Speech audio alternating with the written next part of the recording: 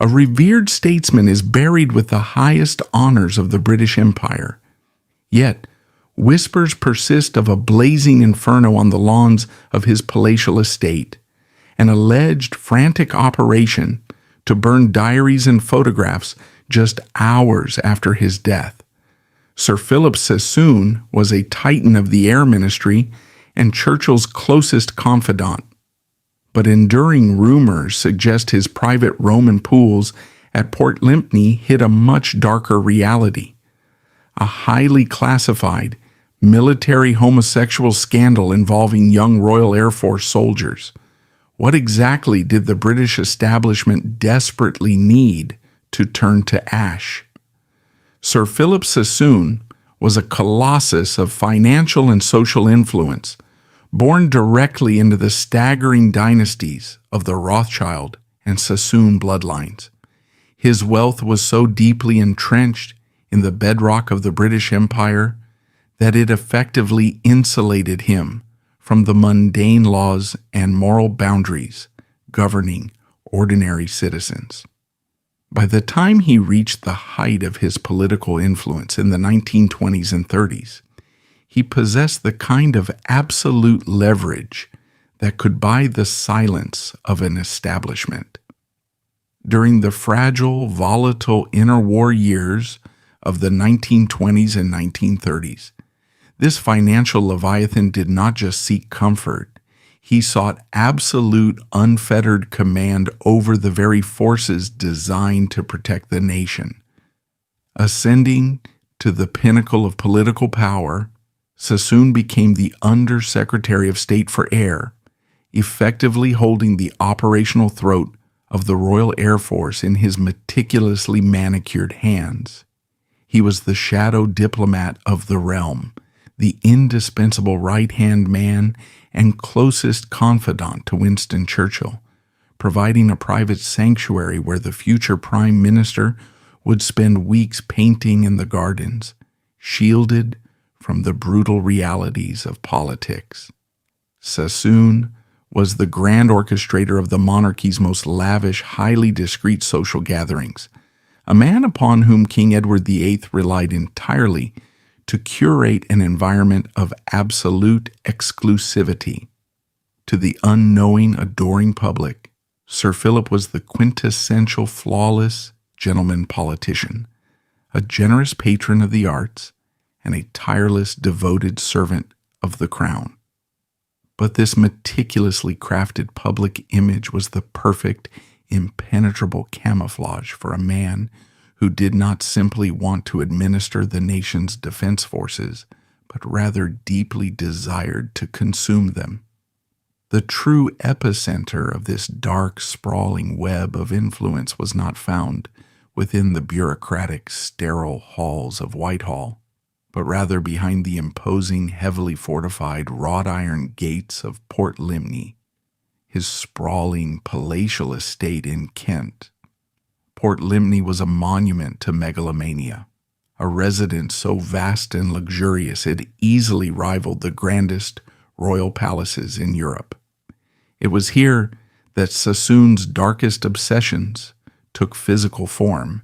He commissioned the construction of colossal Roman-style swimming pools, magnificent architectural marvels of marble and stone that were not built for athletic recreation but explicitly engineered as the staging grounds for a grotesque subversion of the armed forces.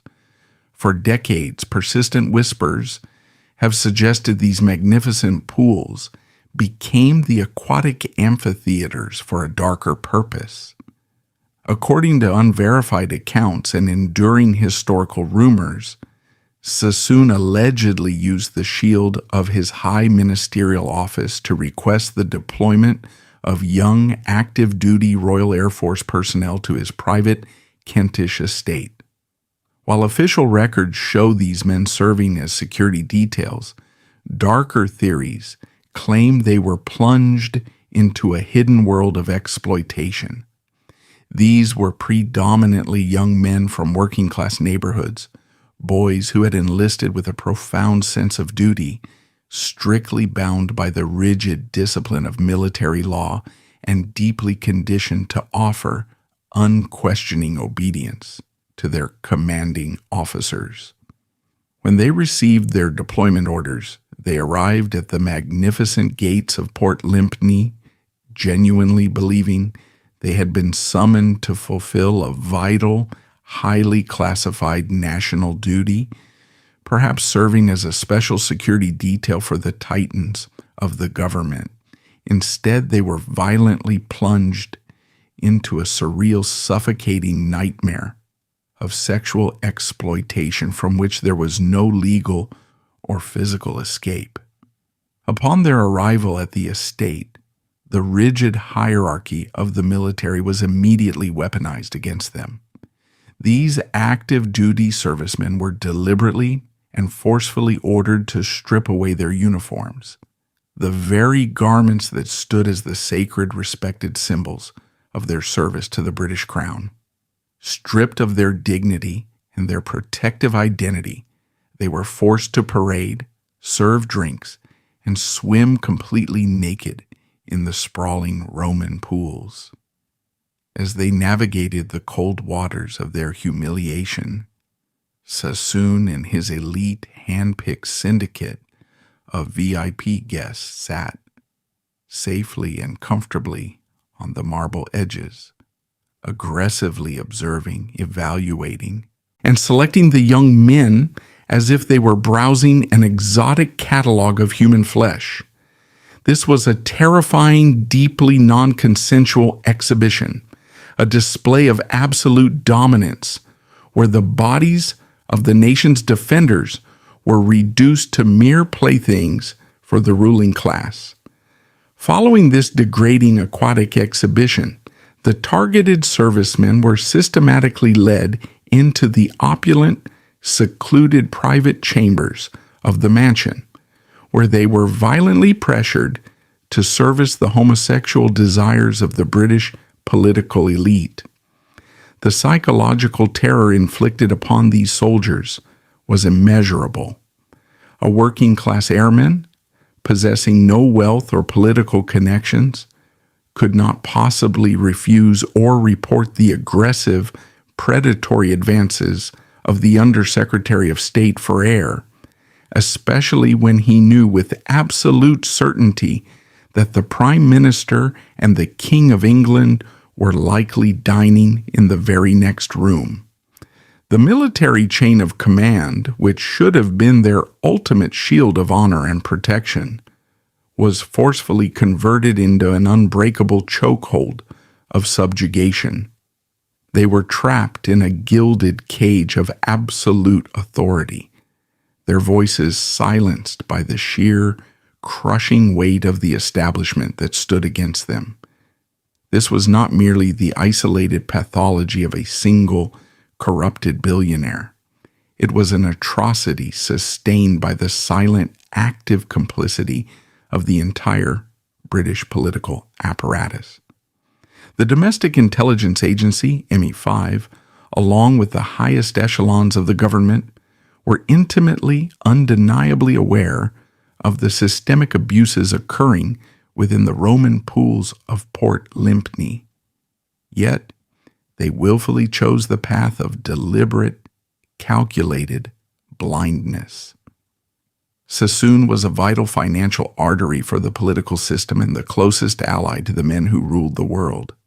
Therefore, he was granted complete immunity. The state effectively sanctioned the violation of its own soldiers, determining that the carnal amusement of a billionaire was a perfectly acceptable price to pay for his continued political patronage. The justice system did not exist to protect the vulnerable boys in the pool. It existed to ensure the men on the edge of the pool were never disturbed. The tipping point of this grand, horrifying masquerade arrived not with a brave whistleblower or a righteous investigation, but with the sudden, unexpected death of Sir Philip Sassoon in 1939 at the relatively young age of 50. As the dark, ominous, and violent clouds of the Second World War gathered aggressively over the skies of Europe. The sudden vacuum of Sassoon's passing sent a shockwave of absolute paralyzing terror through the upper echelons of British society. The establishment came to a horrifying, immediate realization. Sassoon had not merely left behind a vast, sprawling financial fortune, he had left behind a meticulously documented, deeply incriminating, and highly explosive trail of his systemic depravity. Highly explicit diaries detailing his encounters, thousands of personal letters, undeniable graphic photographic evidence of the naked pool parties, an extensive, highly detailed guest list explicitly naming Britain's most powerful politicians and royals lay completely unguarded inside the silent walls of Port Lympne. The potential fallout from this discovery was nothing short of apocalyptic.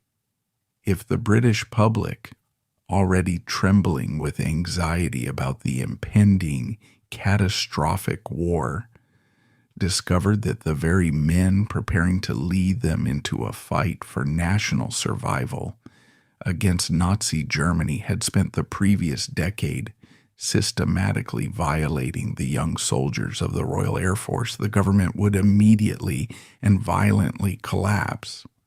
The ensuing scandal would instantly destroy the credibility of the military command, utterly ruin Winston Churchill's reputation by direct association, and potentially drag the ancient institution of the monarchy itself into a permanent, irrecoverable abyss.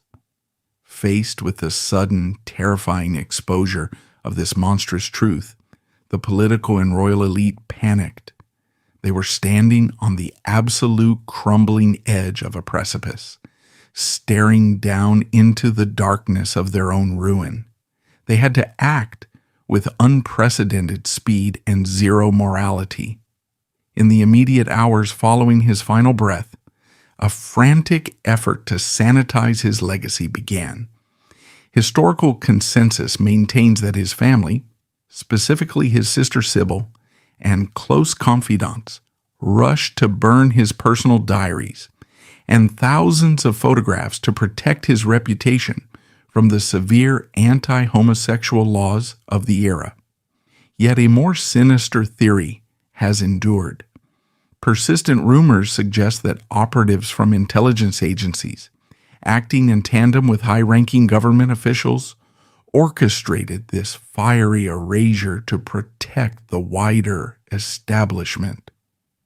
The intelligence agents tore ruthlessly through the opulent mansion, systematically hunting down and gathering every diary, every piece of personal correspondence, every financial ledger, and every photograph that could possibly link the political establishment to the atrocities committed within those walls. Rumors have long persisted about the immediate aftermath of his death. Decades later, persistent historical theories suggest that intelligence operatives dragged damning archives onto the manicured grounds and hurled them into a massive inferno. If these accounts are true, the British state deliberately set fire to its own history, orchestrating a monumental destruction of evidence to ensure the horrific reality of Port Lympne was permanently turned to ash. This act of fiery erasure was a profound multi-layered betrayal. It was the ultimate desecration of the soldiers who had been exploited, a permanent murder of the historical truth, and a horrifying, undeniable revelation that institutions like MI5 do not exist to protect the vulnerable citizens of the nation. Instead, they are actively, aggressively deployed as an elite cleanup crew, designed solely to shield the powerful from the devastating consequences of their own unchecked depravity. Sir Philip Sassoon carried his darkest, most violent secrets into a grave lavishly adorned with state honors, permanently enshrined in the official, sanitized history books as a visionary leader, a brilliant aesthete, and a loyal, indispensable friend to the great architects of the free world. However, the silent ashes left behind on the lawns of Port Lympne tell a vastly different, deeply tragic story that refuses to be completely forgotten. They stand as a chilling, permanent testament to the absolute corruption of unchecked power and the devastating, unyielding reality of class subjugation. The young working-class servicemen who were systematically forced to surrender their dignity, their bodies, and their minds in those Roman pools were entirely erased from the national narrative. Their profound trauma, their silenced voices, and their brutal exploitation were deemed an entirely acceptable, necessary sacrifice upon the towering altar of elite reputation. This monumental historical cover-up forces us to confront a harrowing, deeply uncomfortable reality about the fundamental nature of authority and the structures that govern our world. The machinery of the state, including its vast, secretive intelligence apparatus and its revered law enforcement agencies, is fundamentally designed and operated to protect the architecture of power, not the vulnerable people who are continuously crushed beneath it. We cannot travel back through the decades to 1939 to right these sickening wrongs, nor can we reach into the flames to pull the burning evidence from the grasp of MI5. But we are morally obligated to recognize the profound existential danger of a system that functions this way. It is a system that effortlessly allows a billionaire to treat the national military as a personal, disposable catalog of flesh, and then utilizes the full, terrifying, unchecked weight of the government to burn the evidence of his crimes before the sun even rises. The ghost of Sir Philip Sassoon serves as a cold, unrelenting, and terrifying reminder that the beautifully sanitized, glorious history of the powerful is almost always written directly over the smoldering ashes of the truth. The ashes that drifted across the lawns of Port Lympne in the spring of 1939 did not merely represent the destruction of paper and ink. They signified the final brutal triumph of an absolute class divide. The dynamic at Port Lympne relied on a precise, agonizing machinery of power. Extreme wealth and extreme desperation collided violently in interwar Britain. For working-class families, life was a brutal struggle for survival. In the years following the First World War and through the crushing weight of the Great Depression, the United Kingdom was a nation fractured by a suffocating economic disparity. For the aristocracy and the political elite, the interwar period was a golden sunset of decadent house parties, flowing champagne, and untouchable privilege. But for the working-class families of London's East End, the industrial North, and the forgotten rural counties, life was a brutal daily struggle for basic survival. Young men growing up in this harsh reality viewed the armed forces not just as a patriotic duty, but as an essential lifeline. Joining the Royal Air Force meant a guaranteed wage, 3 meals a day, a warm bed, and, perhaps most importantly, a sense of profound respectability. The uniform was a ticket out of poverty. When a young man put on that heavy blue wool, he believed he was entering a strict, honorable meritocracy, where the rule of law and the chain of command would protect him. He had no way of knowing that the very uniform he wore with such immense pride was precisely what made him a target. Sir Philip Sassoon viewed the military through an entirely different lens. To the Under Secretary of State for Air, the RAF was not a shield for the empire, it was his personal boundless inventory. The logistics of moving these young men from their standard barracks to the secluded opulence of Port Lympne required a masterful, insidious manipulation of military protocol. It began with the paperwork. An order descending from the absolute top of the ministerial hierarchy carries an unquestionable gravity. A commanding officer at a local base would receive a formal, highly classified directive requesting the temporary reassignment of specific personnel for special duties or security details at the undersecretary's residence. The requested men were never chosen at random. They were meticulously scouted. Sassoon and his inner circle sought out a specific archetype: young, physically robust, heavily muscled from manual labor or athletic training, and crucially possessing a low rank and a lack of social connections.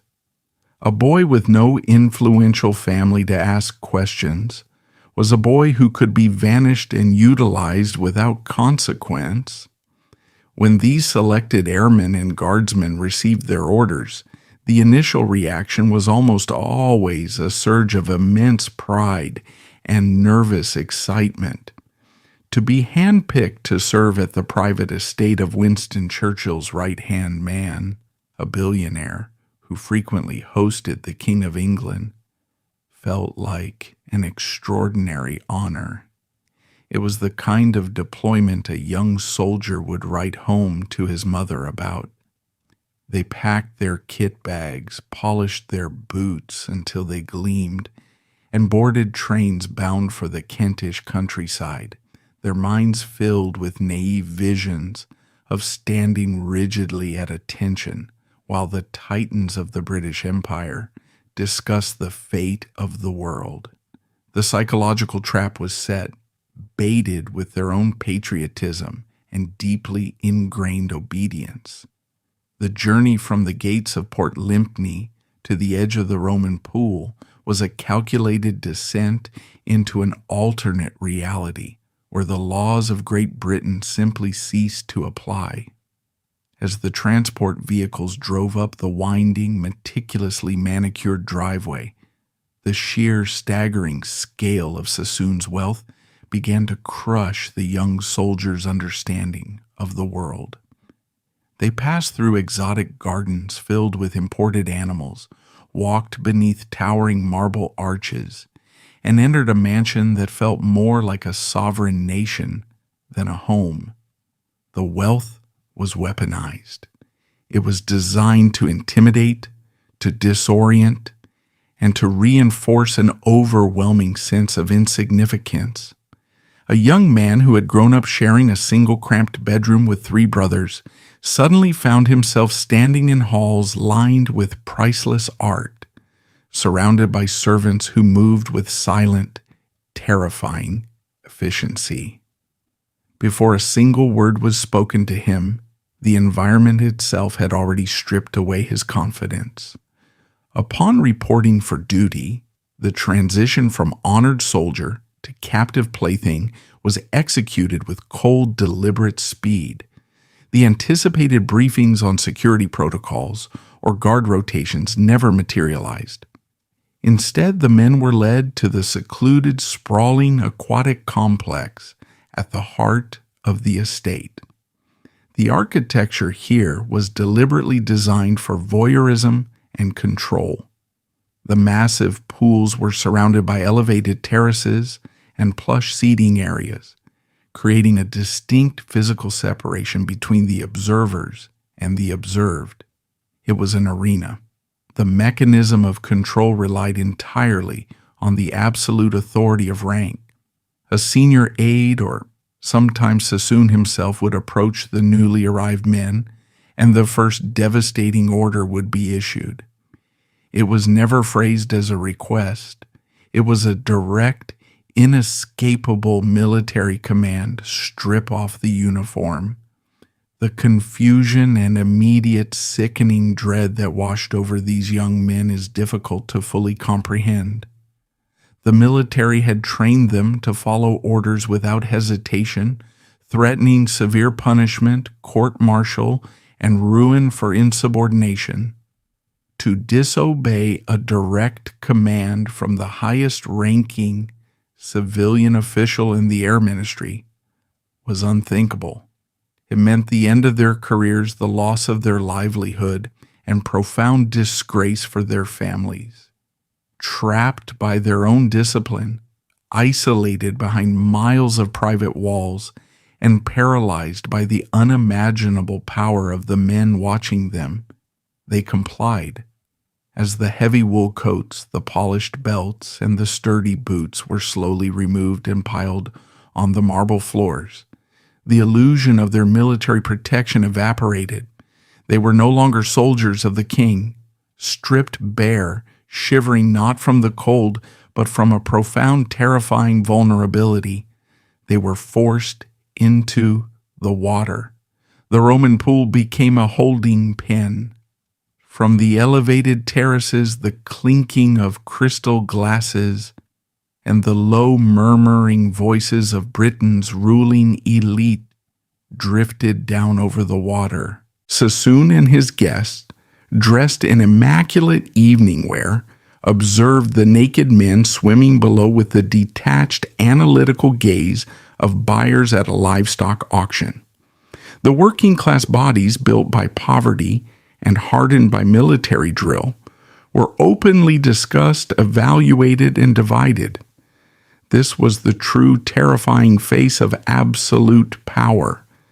It was not the ability to command armies across a battlefield, but the ability to look a man in the eye, strip him of his life's purpose, and reduce him to an object of fleeting carnal amusement, knowing with absolute certainty that he could do absolutely nothing to stop it.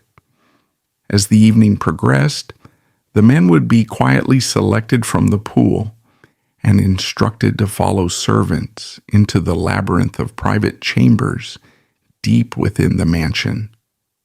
The silence that fell over Port Lympne as the doors closed was heavier than iron, a suffocating blanket of complicity that covered the estate, the government, and eventually the very history of the nation.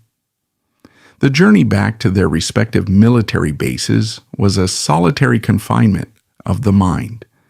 Sitting in the back of canvas-covered transport trucks or in the crowded third-class carriages of the rail lines, they were surrounded by civilians and fellow soldiers who knew absolutely nothing of the world they had just left. When they finally returned to the loud, familiar barracks, the isolation became absolute and unbearable. They walked into the chaotic mess halls, surrounded by their peers who were laughing, playing cards, and complaining bitterly about the drill sergeants. The victims of Port Lympne sat among them, staring at their food, holding a secret so radioactive it would instantly destroy their lives if spoken aloud. In the society of the 1930s, homosexuality was not just a profound moral taboo, it was a severe criminal offense. And within the rigid structure of the military, it guaranteed a brutal court-martial, dishonorable discharge, public ruin, and a lengthy prison sentence. If a low-ranking airman attempted to accuse the Undersecretary of State for Air of running a homosexual harem, he would not be believed for a single second. He would be immediately arrested, branded a deviant, a liar, or a lunatic, and his life would be entirely erased. The legal and social systems were perfectly, seamlessly aligned to protect the predator and punish the prey. And while these broken boys sat in their damp-smelling canteens, choking on their enforced silence, the vast machinery of Port Lympne continued to hum with immaculate, terrifying efficiency. Sir Philip Sassoon and his circle of elite guests awoke to freshly brewed Darjeeling tea and crisp, ironed morning newspapers. Winston Churchill might stroll through the manicured gardens to find the perfect angle for a new landscape painting. King Edward VIII might arrive in a private motorcade for a highly discreet weekend retreat. The titans of industry, the lords of the Admiralty, and the brilliant architects of British foreign policy sat around the grand dining tables, passionately discussing the rising threat of Nazi Germany and the vital defense of the realm. They were men who considered themselves the ultimate guardians of civilization, the moral compass of the free world. Yet they slept comfortably and soundly in the very rooms where the sons of their nation were deliberately broken, actively sustaining and directly benefiting from a shadow economy of human flesh.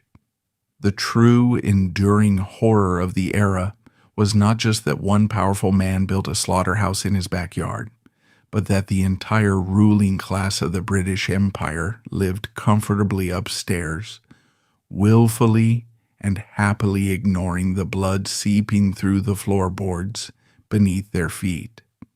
The absolute arrogance of the British establishment during the twilight of the 1930s was rooted in a profound delusion of permanence. They truly believed that their architecture of power was immortal, completely immune to the consequences of their own actions. Sir Philip Sassoon and the elite syndicate that frequented Port Lympne operated under the absolute certainty that the walls they had built around their depravity would stand forever. They did not fear discovery because they fundamentally controlled the mechanisms of discovery. The police, the press, the judiciary, and the parliament were not external threats. They were internal departments of their own social class.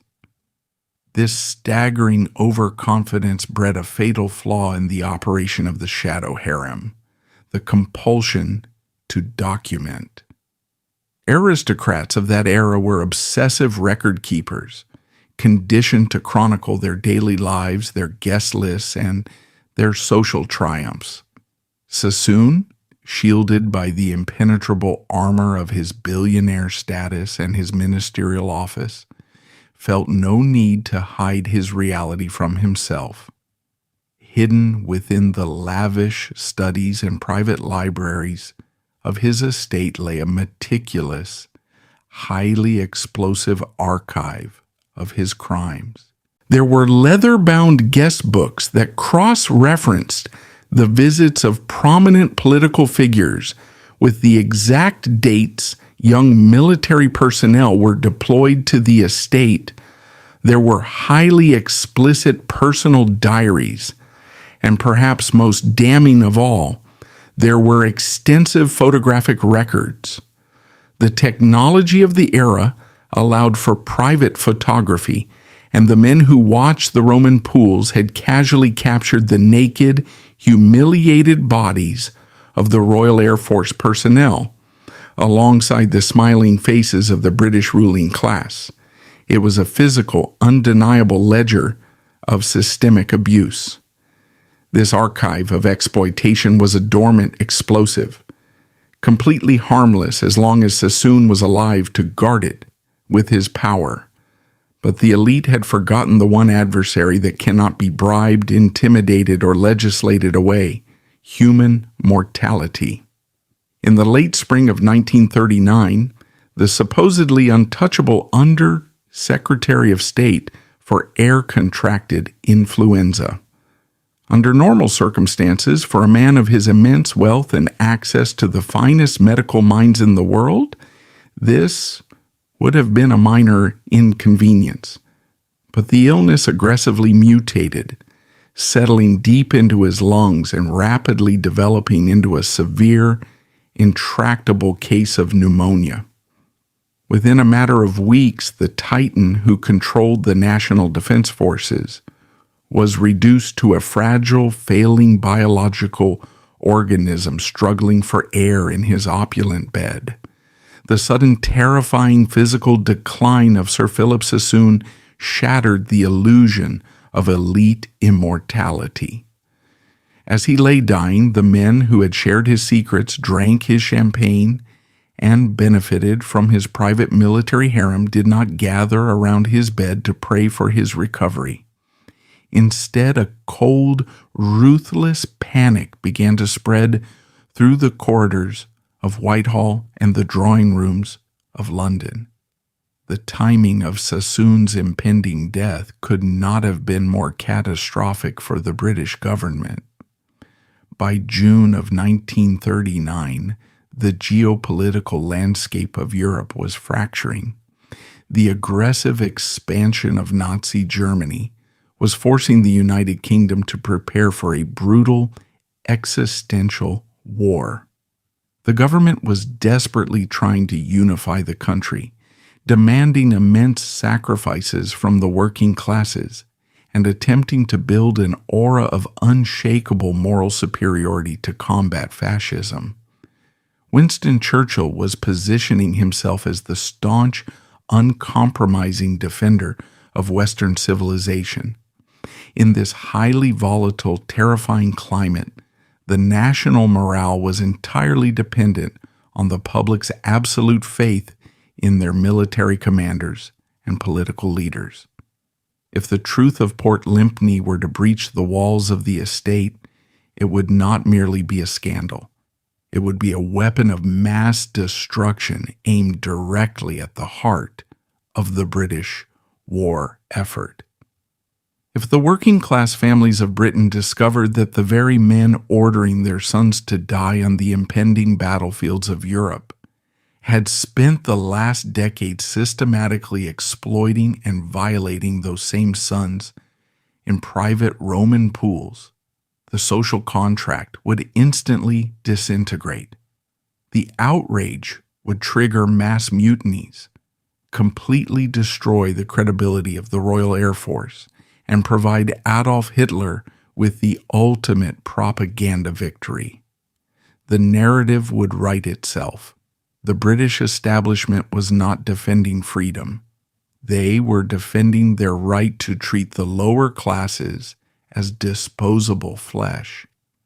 Churchill's reputation would be permanently contaminated by his close, undeniable association with Sassoon, and the moral foundation of the entire nation would collapse just as the war began. The stakes had moved far beyond a simple matter of personal embarrassment or criminal liability. The survival of the British government's authority was now directly tied to burying the truth of the Kentish estate. On June 3, 1939, Sir Philip Sassoon took his final breath at the age of 50. The moment his heart stopped, the transition from a medical tragedy to a supreme state security crisis was instantaneous. There was no time for mourning. The machinery of the state, normally slow and burdened by bureaucracy, activated with terrifying extrajudicial speed. An unspoken, highly classified directive materialized at the highest levels of the government. This was not an operation that required a paper trail or a formal parliamentary debate. It was a matter of elite self-preservation executed through a network of powerful men who understood exactly what needed to be done. The objective was absolute total sanitation. The vast, incriminating archive of Port Lympne had to be completely eradicated before the executors of the estate, the press, or any uncompromised legal authority could breach the perimeter. Before the public even had time to digest the news of the great statesman's passing, the dark, unmarked vehicles of the Domestic Intelligence Service, MI5, were already speeding through the Kentish countryside.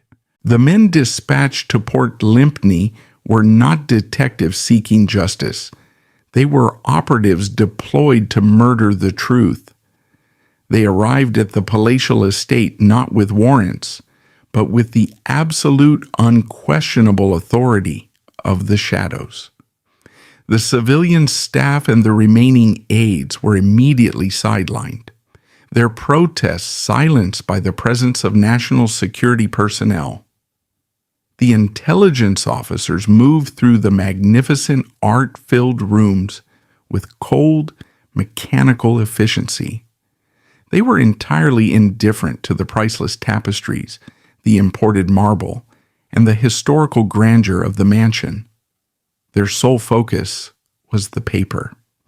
They tore into Sassoon's private studies, systematically ripping open locked drawers, breaking into safes, and emptying every filing cabinet they could find. They gathered the leather-bound guest books that detailed the exact movements of the king and the prime minister. They seized the personal diaries, filled with the incriminating handwriting of the undersecretary. They confiscated the hundreds of photographs that captured the stark, undeniable reality of the naked soldiers and the smiling politicians. Every single piece of paper, every photographic negative, every scrap of correspondence that hinted at the monstrous abuse of power was ruthlessly extracted from the house. They did not log the evidence, and they did not read it to understand the scope of the crimes. They were simply a high-level cleanup crew, treating historical facts as hazardous waste. The final act of this monumental betrayal did not take place in a courtroom, but on the manicured, sprawling lawns of the estate itself. The operatives carried the vast haul of documents and photographs outside, piling them into massive, chaotic mounds on the grass. Without hesitation, they poured accelerant over the physical history of the harem and struck a match. The fire caught quickly, the flames tearing through the heavy parchment and the glossy photographs, consuming the faces of the terrified airmen and the signatures of the elite. Thick, black smoke rose into the sky, drifting over the English Channel, carrying with it the ashes of justice. As the fire roared, burning away the evidence of thousands of ruined lives, the state finalized its absolute abandonment of the soldiers. Number 5 stood by, watching the fire until nothing remained but unrecognizable smoldering embers, ensuring that when the history of Sir Philip Sassoon was finally written, it would be a flawless, fabricated masterpiece of a noble gentleman, built directly upon the ashes of the men he had destroyed. When the sun rose over the Kentish countryside the morning after the M5 raid, the physical landscape of Port Lympne remained ostensibly unchanged. The Roman pools still shimmered under the pale English light. The exotic gardens bloomed with manicured precision, and the colossal mansion stood as a silent, imposing monument to absolute wealth. But the air carried the faint, acrid scent of charred paper, the only lingering physical evidence that the history of the British Empire had just been violently, surgically altered. The intelligence operatives had vanished before breakfast, dissolving back into the bureaucratic shadows of London, leaving the estate staff to rake the unrecognizable cooling ashes into the soil. Within hours, the vast, terrifying machinery of the British press and Parliament began to construct a flawless, impenetrable fortress of grief around the memory of Sir Philip Sassoon. The public narrative was manufactured with the same cold, deliberate efficiency that had been used to orchestrate the destruction of the evidence. The morning newspapers, completely ignorant of the inferno that had consumed the truth just hours prior, ran sprawling, reverent obituaries that spanned multiple pages. They did not speak of a predator who had utilized the armed forces as a personal catalog of flesh. Instead, the bold, black ink of Fleet Street painted the portrait of a tragic, fallen patriot. They eulogized him as an irreplaceable visionary of the air, a man of unparalleled taste and generosity, and a devoted public servant who had exhausted his physical form in the tireless defense of the realm.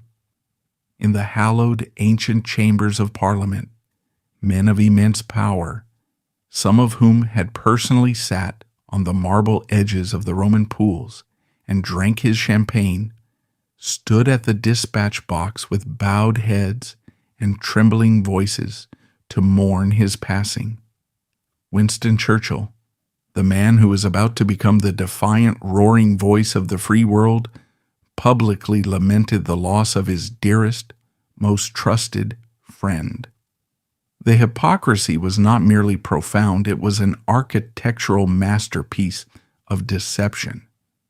The British establishment looked directly into the eyes of the public and wept for the architect of a slaughterhouse. This sudden, aggressive canonization of Sir Philip Sassoon served a vital, deeply sinister dual purpose. Outwardly, it stabilized a terrified nation, projecting an image of noble, unbroken aristocratic leadership just months before the outbreak of the Second World War. Inwardly, it served as a terrifying, unspoken warning to anyone who might still hold a fragment of the truth. By elevating Sassoon to the status of an untouchable, sainted hero of the empire, the government effectively made any accusation against him an act of high treason against the state itself. If a traumatized, low-ranking airman somehow found the unimaginable courage to speak out about what had happened to him at Port Lympne, he would no longer just be accusing a dead billionaire. He would be attacking the pristine memory of a national icon, insulting the grief of the Prime Minister, and attempting to demoralize the armed forces on the eve of war. The cover-up had successfully weaponized the public's patriotism to permanently seal the lips of the victims. The trap was now completely, irrevocably shut. 3 months later, in September of 1939, the dark clouds that had been gathering over Europe finally broke, and Great Britain declared war on Nazi Germany. The nation was plunged into an existential struggle for survival, a conflict framed entirely as a righteous, desperate defense of freedom, democracy, and human dignity against the absolute tyranny of fascism. The bitter, suffocating irony of this moral crusade fell heaviest upon the shoulders of the young Royal Air Force pilots and guardsmen who had been forced through the silent, velvet-lined horrors of Port Lympne. They were now the vanguard of the British military, the very men tasked with climbing into the freezing cockpits of Spitfires and Hurricanes to intercept the terrifying onslaught of the Luftwaffe. The government demanded their absolute loyalty, their unwavering courage, and, inevitably, their blood. As these young men fought and bled in the skies over the English Channel during the brutal, unforgiving months of the Battle of Britain, they carried a radioactive psychological burden that no civilian and no fellow soldier could ever comprehend. They were ordered to sacrifice everything they had to defeat a visible, monstrous evil across the sea, while carrying the agonizing, silent knowledge that their own government, the very institution demanding their sacrifice, had treated them with the same callous, disposable cruelty. They had been violated by the British elite, their dignity burned to ash by British intelligence, and now they were expected to die for the British crown. The psychological cognitive dissonance was enough to shatter a man's mind. How does a soldier find the will to fight for a civilization that has explicitly proven it views him as nothing more than meat?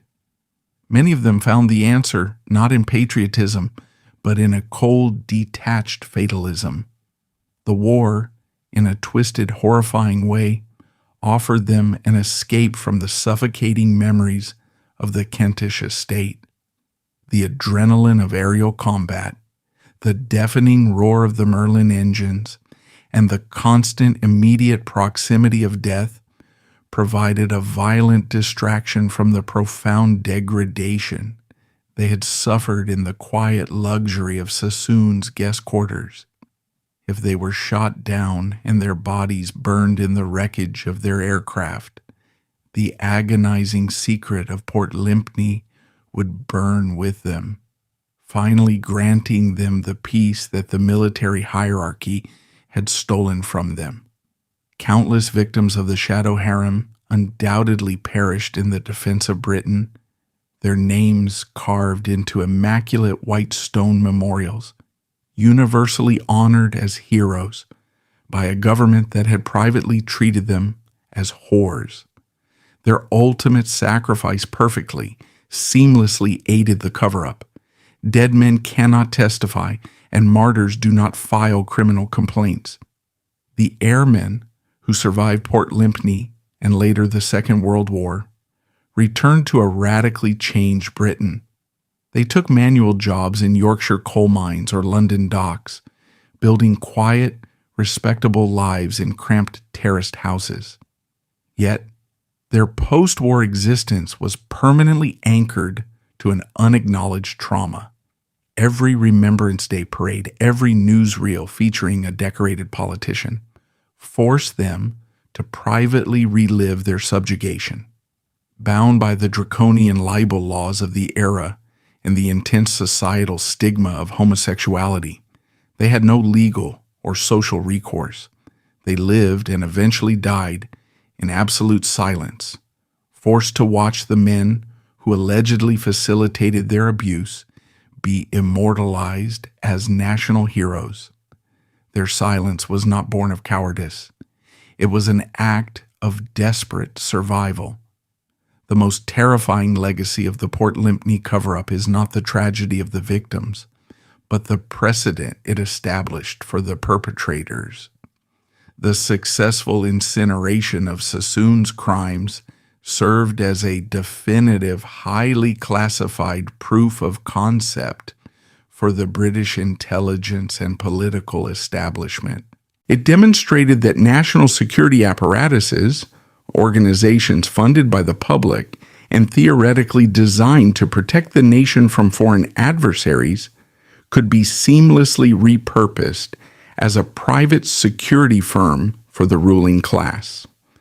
MI5 learned that the intersection of elite reputation and national stability is entirely fluid.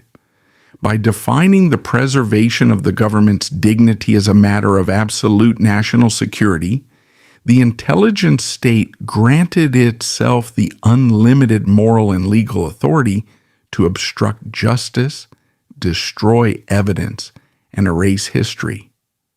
This playbook did not burn to ash along with Sassoon's photographs. It was carefully filed away in the deepest vaults of Whitehall. The architecture of elite immunity was perfected on the Kentish lawns.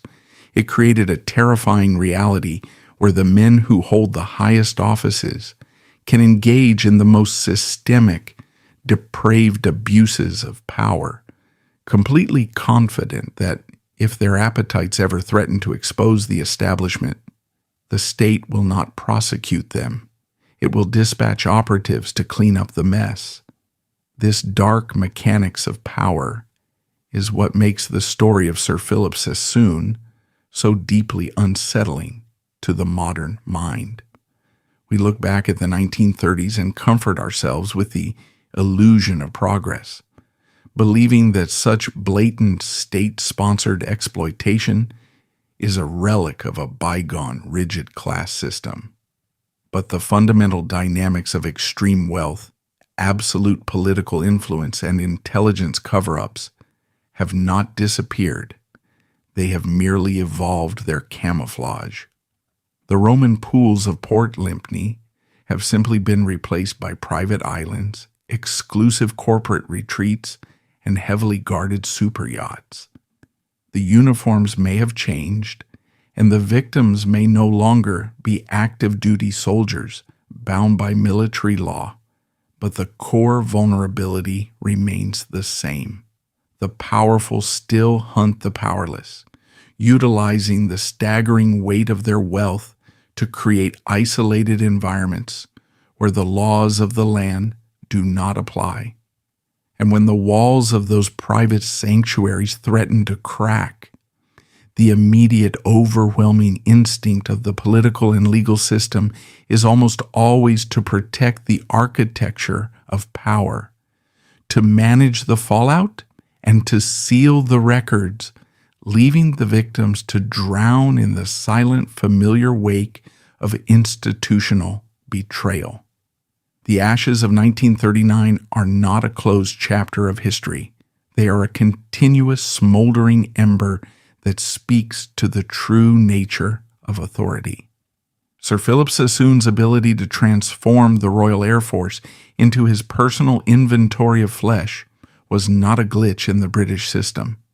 It was the system functioning exactly as it was designed for those at the absolute top. The tragedy demands that we look past the grand monuments, the sanitized biographies, and the sweeping narratives of national glory, and recognize that human history is written in the blood and the silence of the people who were consumed to build it. We cannot give the boys of Port Lympne their voices back, nor can we undo the profound violence of their erasure. But by staring directly into the terrifying paradox of a war criminal buried as a hero, we strip away the armor of the establishment. We acknowledge that the ultimate crime was not just the physical violation of the soldiers, but the state's conscious, calculated decision to look its citizens in the eye and lie to them for a century. As the decades passed, the men who allegedly suffered at Port Lympne took their unvarnished truths to the grave, dying in absolute silence. Meanwhile, the culture of elite immunity, whether orchestrated by a desperate family or a calculating intelligence agency, became deeply embedded in the post-war establishment. The flawless destruction of evidence at the Kentish estate set a chilling precedent for how power protects itself. The legacy of Sir Philip Sassoon and the blazing inferno at Port Lympne forces us to stare directly into the cold, mechanical reality of power. The state is not a benevolent protector. It is a highly efficient machine designed to concentrate leverage, protect wealth, and ensure the survival of its architects at any human cost. The armed forces, stripped of their patriotic mythology, are ultimately composed of human inventory, completely vulnerable to the whims of the men who hold the keys to the arsenal. The tragedy of Port Lympne is not an isolated historical anomaly. It is the fundamental blueprint of the class system.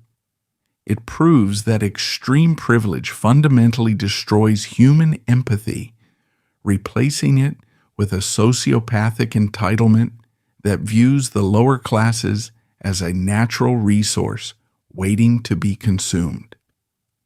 The paradox of the war criminal buried as a hero is the ultimate summary of the British establishment.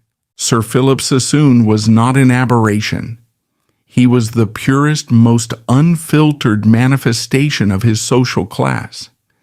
He understood that laws are written by the rich to control the poor, and that a billionaire can build a literal harem of soldiers without ever facing a courtroom, provided he invites the right politicians to the pool.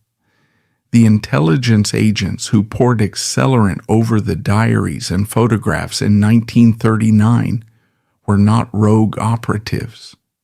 They were the immune system of the state, aggressively neutralizing a threat to the ruling body. The fire they ignited did not just consume the physical evidence of the crimes, it consumed the fundamental concept of equal justice. It illuminated a terrifying reality. The truth is entirely subjective, and history is exclusively authored by the men who survived the flames. The ashes of Port Lympne have long since scattered, absorbed into the manicured soil of a heritage site where tourists now pay admission to marvel at the architecture of a predator. But the smoke from that fire has never truly cleared. It lingers in the corridors of power, a permanent, invisible warning to anyone who believes the powerful can be held accountable. The young men who were broken in those Roman pools cannot be saved, and their stolen dignity cannot be retroactively restored. But their silent, agonizing existence serves as the ultimate indictment of a civilization that preaches morality while practicing cannibalism. They demand that we reject the sanitized biographies and the marble statues. They demand that we recognize the inherent violence of unchecked authority. And most importantly, they demand that we never stop looking for the rot hiding behind the uniform, because the machinery that destroyed them is still running, waiting in the dark for its next delivery of flesh.